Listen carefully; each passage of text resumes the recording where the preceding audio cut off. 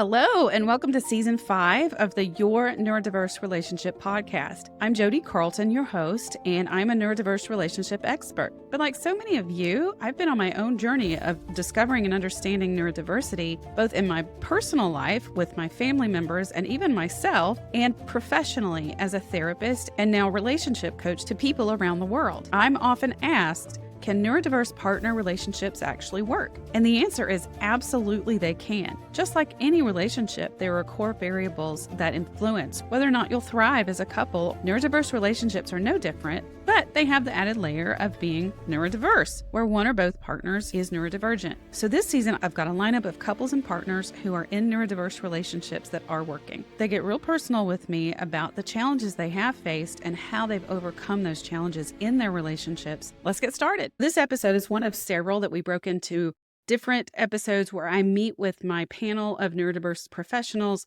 These are my trusted colleagues in this field of neurodiversity. We have psychologists, therapists, coaches. We've come together to create a think tank, if you will, about neurodiversity. I think you're going to find that this panel discussion with 12 of us is going to be super valuable to you. I'm loving this conversation, by the way, so rich. So I want to just share that I was in 2 neurodivergent marriages. I have a 34-year-old autistic ADHD son, and I had so much life experience. I have a PhD from the School of Hard Knocks in terms of what did not work. We've all got that one. Yeah. I think many of us actually came into this field because we had life experience with a neurodivergent partner, a child, a parent, a sister or brother that gave us insight into how the subtle presentation, but the different presentation can really, disrupt relational rapport.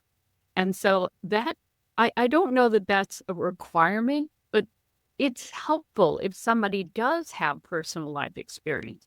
The other thing that I rebelled against all the way through the master's program, Marriage and Family, was that the idea that the couple is the client. That, gospel, as many marriage family therapists are taught, is you deal only with the couple, always with the couple. And frankly, I don't know how that's possible because the couple is speaking 2 different languages. And when you get them together in the beginning, they really often are so dysregulated and so at odds that it's very difficult to actually make any progress. So I do start them separately on separate tracks. I think Stephanie does that too.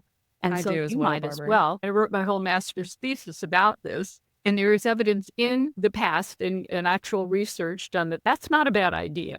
So that's something you can look for as well. Some of you don't have the marriage and family therapy training, which is, the couple is, the client. You're more liberated from always doing it that way. And the last thing I would say is looking for some practical tools and application that is actually going to help people identify their neurocircuitry habits and triggers. And this is where I've learned a lot from Jana, by the way, of how to rewire your brain and how if you can identify the belief or thought that you've had, the feeling that goes with that, and then the behavior that's come out of it that's been dysfunctional in whatever arena, relational or professional, etc. And then you can begin to learn a new thought, have a new thought or belief, a new feeling associated with that, and a new behavior. You actually can retrain the brain. Over time, you give the brain new data packets of, no, I want this instead of that.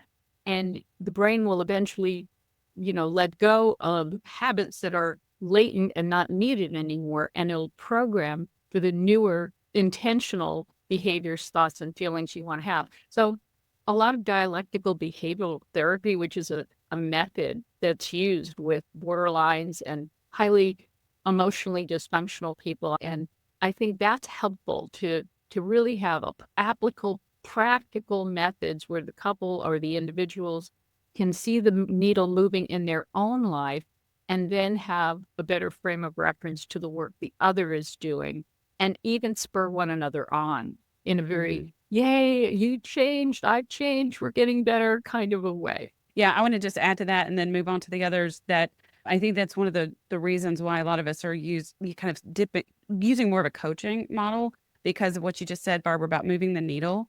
I know traditionally trained therapists, a lot of times there's a real emphasis on client autonomy and their ability to, if you're there to provide a space for them to explore and gain insight about themselves, that they do have the capacity and the ability to kind of get to the understanding of how to make changes that improve their lives. Whereas in this space with neurodiverse couples, I have found that that's not effective because of the distinct differences in the neurotypes.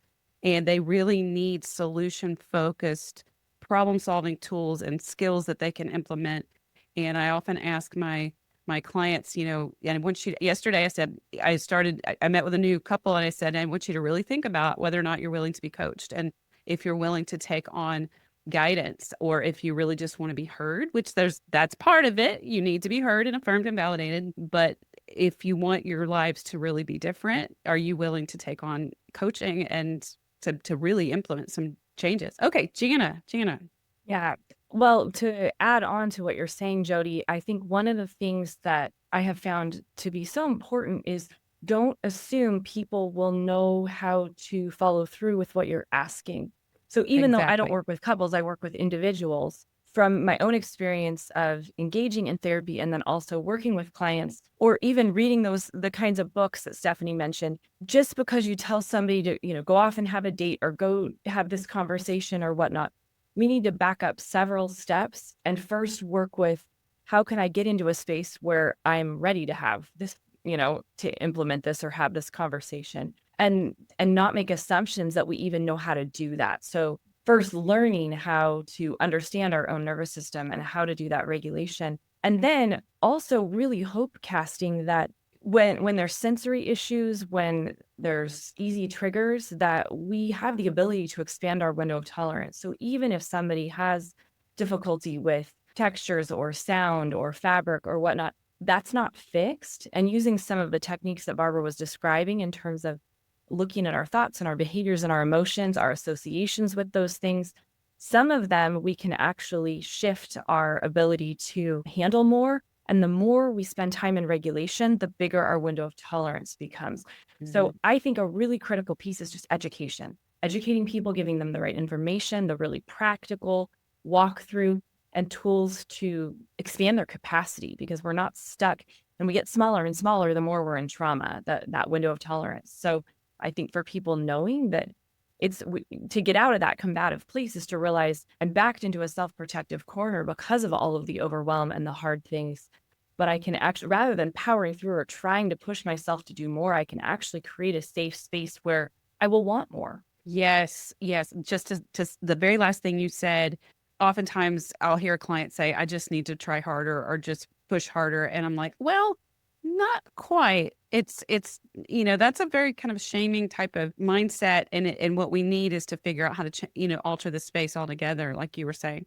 And what you're describing, pushing through, that's one version of nervous system dysregulation. Yes. So that's just trading one way, being shut down or self-protective for now I'm going to be in fight or flight and power through. And that's not actually going to get us where we want.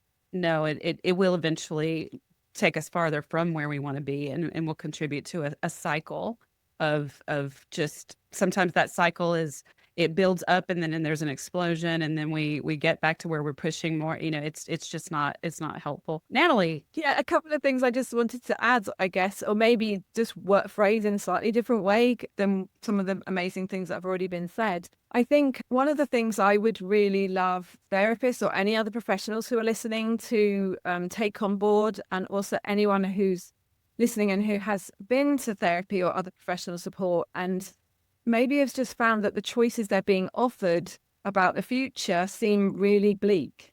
And maybe I speak to so many people who find us who feel like they're only really being given two options.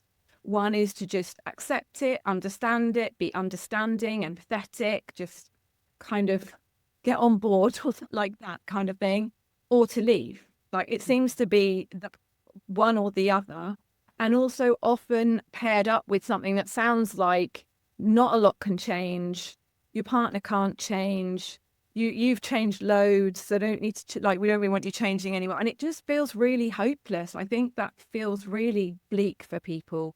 So I would love professionals to find out from what we're saying and from other places that there are other choices you can offer. And and again, as others have said, if that is at the limit of what you know to support someone, then assist them to find someone who can give them more wider options than those. Because I just think that that's really, really important, that people have hope about how they can move forward. It doesn't necessarily, as you said, there's lots of options about what might happen with the relationship. Stay, go, leave, different versions of any of those things. There's many more, I think, that in neurodiverse relationships, we explore many other different versions of being together. So I think that's also really important. The other thing, I guess, from our perspective, in a lot of the coaching and the work that Heather and I are doing together in Loving Difference, is we're particularly working with individuals whose partner isn't able to, doesn't want to, isn't interested in focusing or working on these issues in the relationship. And that can also feel really challenging because it feels like you have to do everything as a couple.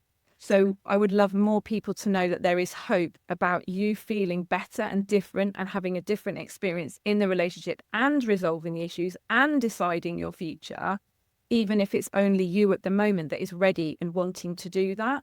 And I think for me personally, and what I think a lot of people value is they've often read pretty much everything out there. They've watched everything out there. They've done lots of courses. They've tried lots and lots of different tools and techniques, but day to day, nothing's really changing. It all just still feels the same.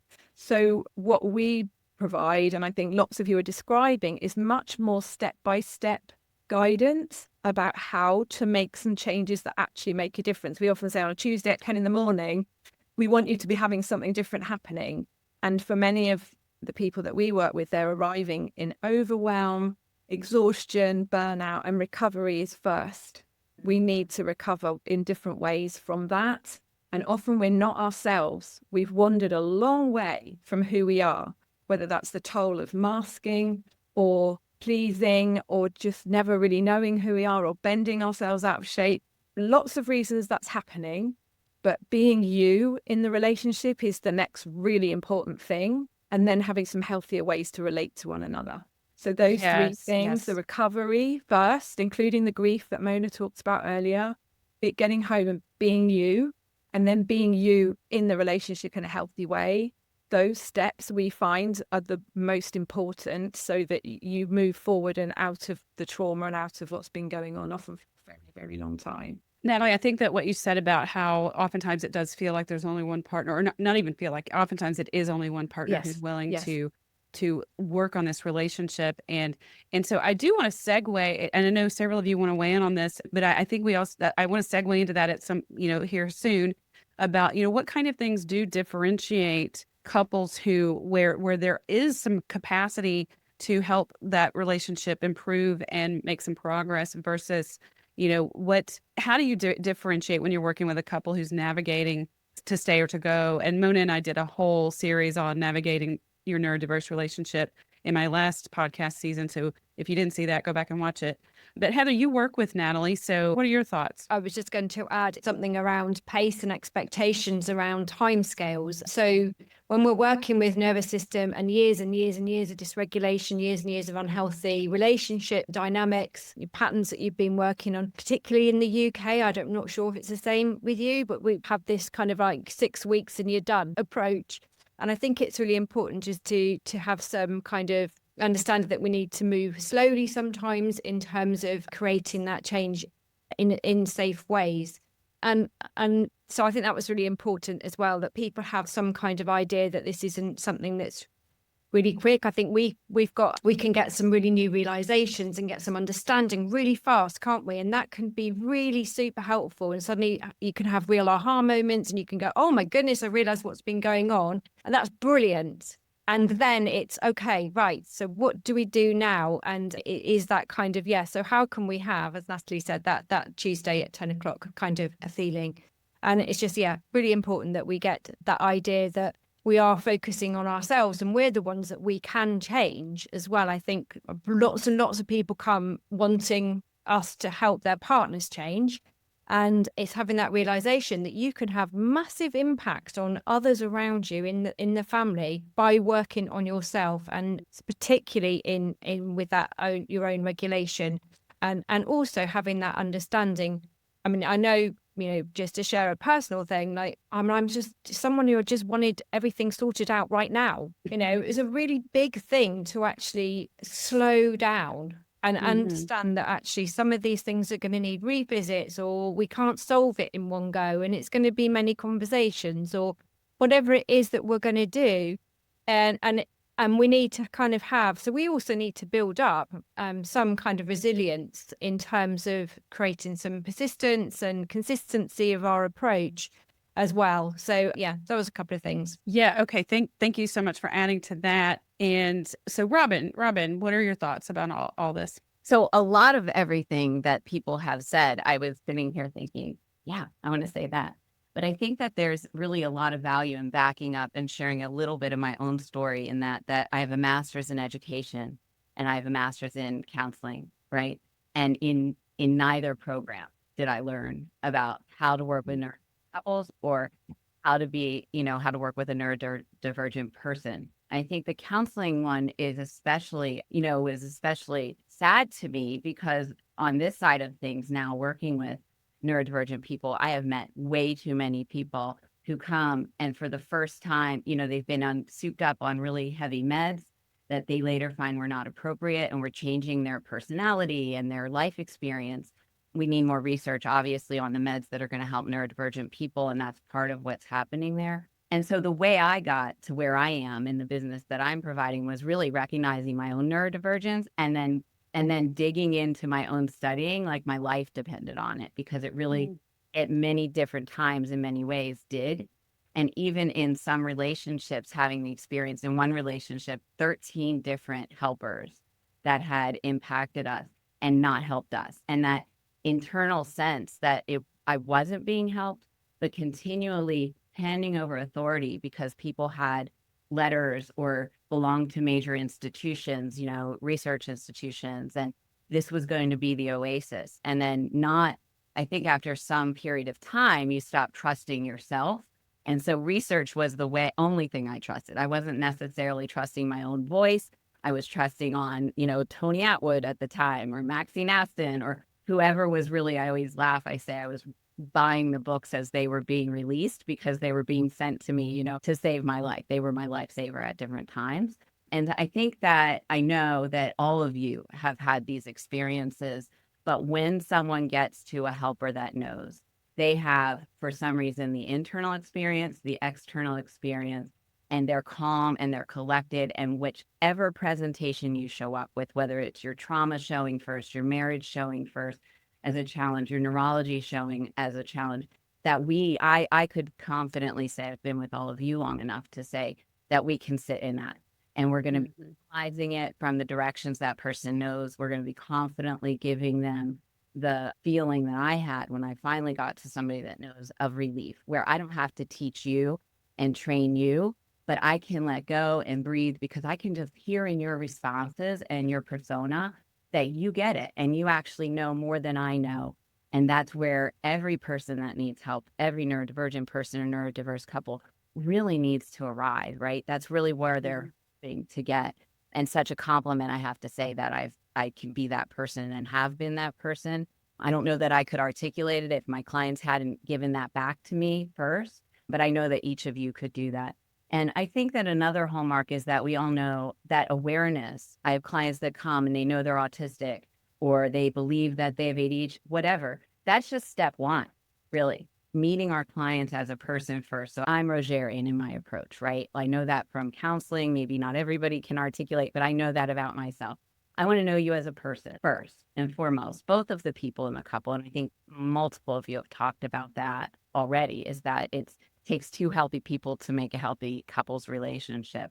But then it's really learning styles, trauma, marriage, the neurological lens, right? So we're not pathologizing people. We're meeting them where they are. We're helping them identify their strengths, overcome their challenges. I do work with a lot of therapists, and so there's a need for mental health while working with neurodivergent people. And I think that's another thing. We're humble, right? be humble enough to hand somebody over to the help that they need, whether it's somebody else on your team or a mental health professional or medical profession, and just play the part that you're playing for the moment.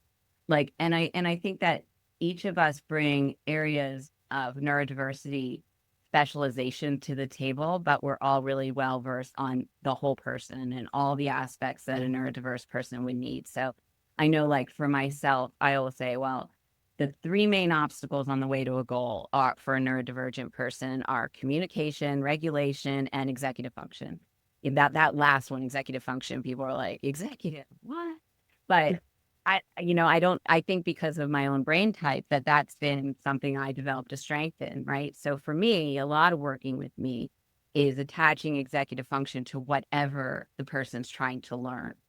And really realizing like we're moving clients from what they think and know, because a lot of my clients are very high achieving. They know a lot, but they're getting stuck in their head. And so my job is to say, this is harder than counseling because you're going to think about it, but you're not going to stay at thinking. We're going to have to move this into your life if you want to really create sustainable change. I think everything you said was so good. And I want to highlight two of the things that you said. And one is like when you're looking for a therapist or meeting a therapist for the first time or emailing them or asking them what something that Rama said about if you find that you're having to teach the therapist about neurodiversity, then that may not be a good alignment for someone who really understands neurodiversity. Because I know for me, and I know every single one of the people here have experienced couples and clients coming to us and saying, oh my gosh, you get it. And that's both neurotypical and neurodivergent partners. So that's something really key to look for. Barbara, go ahead. What thoughts do you have? You had asked about discernment. This is something I actually offer as a specialty. I have 3 tracks: couples, individuals, my roadmap to hope and healing for couples, roadmap to joy for individuals, and roadmap to discernment, clarity. I've been married and divorced twice from neurodiverse marriages. My first husband, after 20 years, we did not know he was ADHD and autistic. We didn't know my son was ADHD and autistic. And he was so frustrated, I was frustrated, that in discouragement, he just said, let's separate. And after a long separation, nothing was gelling. Nothing was helping him. And he left. The good news is that now we're best friends. He and his new wife and I are actually monthly prayer partners. So we're family. We're all is forgiven, all is understood. But my second husband, I didn't realize until later in the marriage, after 15 years, that he not only was neurodiverse, but there was abuse going. So I like to talk to people about the difference in behavior, the trauma they've come into the marriage with that is theirs to heal, but possible trauma that they're experiencing within the marriage.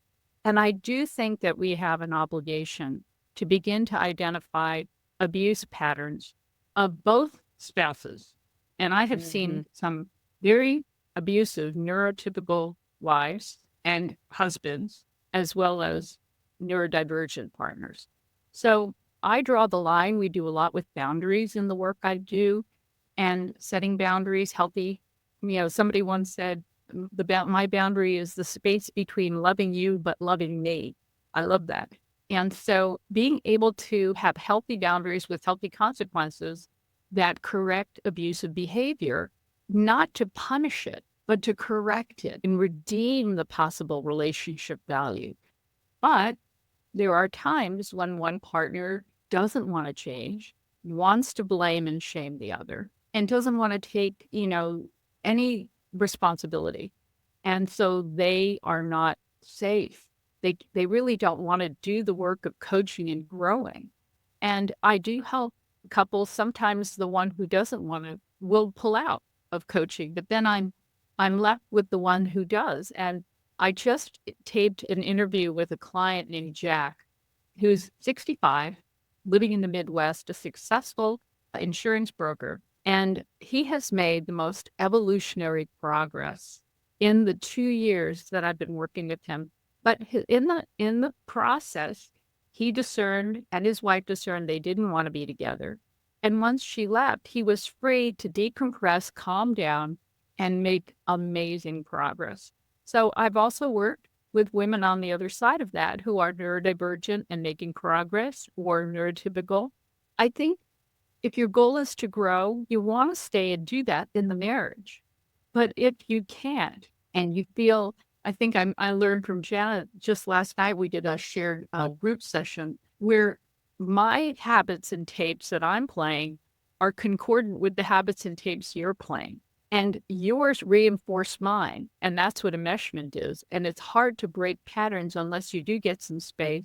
You get some time of clarity, and you get to set individual goals and objectives for what is best for you as an individual. And again, forming your own team. So if I'm helping somebody dealing with the reality of divorce and separation, discernment is about considering all the factors. What are the relational realities that you're dealing with, whether it's the marriage, the children, in-laws, friends, family? What is the spiritual reality? Are you going to get support from your church or your rabbi or any faith system that you have? Or is that going to be another thing, another hurdle you have to go over because you're going to, be wearing the scarlet D of divorce on your chest? Then there's the financial reality. Having been through this twice, that's a big piece of what keeps people locked in. And many women in particular don't even have a clue what's in the bank, whose name is on the deed of the house. So there's some real practicals involved in educating both parties, or at least the one who's, thinking of leaving, what they need to know before they make a decision. And then, of course, there's the legal reality, because every state has different laws according to, their family law code of how there will or won't be spousal support, how there will or won't be a time of separation, how there will or won't be joint custody. And this is all stuff that people should know. And there's so much on the internet. Having gone through, especially my last divorce, I was overwhelmed with the amount of information that's out there about divorce. However, I'm a Christian, so there's nothing for Christians, to support you. And nobody wants, God hates divorce. It's a big D word, Well, many of my clients are faith-based, and I do give them the permission to understand God does not hate divorce. God really does hate people abusing each other in marriage. That's what God hates. And that's actually what the Bible says. So I do try to empower everyone to understand the law, the reality, their opportunities, to be gracious about how they go about whatever they're going to do, to not be leaving more wounded than they are already. And it's possible to make good, clear, discerning decisions. And I think that's a reality of a lot of these marriages. Unfortunately, one or both partners don't want to do the work, and that's where they're at. And this is where it may be going. And I want to just emphasize that I see all of these things that you've just described, Barbara, in both partners, both men, both women, and neurotypical and neurodivergent. You mentioned sometimes it's the neurodivergent partner who's willing to do the work, and a neurotypical partner who struggles, or it just goes both ways. And it really depends on the combination that's there. And I agree that discernment, navigating it, figuring out, there's so many things to figure out. And that's where we can help with our resources, this group, this panel here, not just working with us directly, but also just so many of us have podcasts or blogs or courses and resources to help with all this. Okay, we're going to pause there for this episode, but be sure and stay tuned for the rest of the season to keep hearing from this neurodiverse professional panel throughout this entire season, where we'll continue discussing various topics. So be sure to subscribe or follow the podcast so you won't miss any of these amazing interviews. And as always, if you're benefiting and enjoying this podcast, please give us a review. It really helps other people know that this podcast is really beneficial and worth listening to. Thanks for watching on YouTube or tuning in to your favorite podcast platform. And don't forget to visit me online at jodicarlton.com for more resources. I have assessment quizzes, educational articles, courses, and more. And if you have any questions, just reach out to my team at gethelp@jodicarlton.com. Until next time.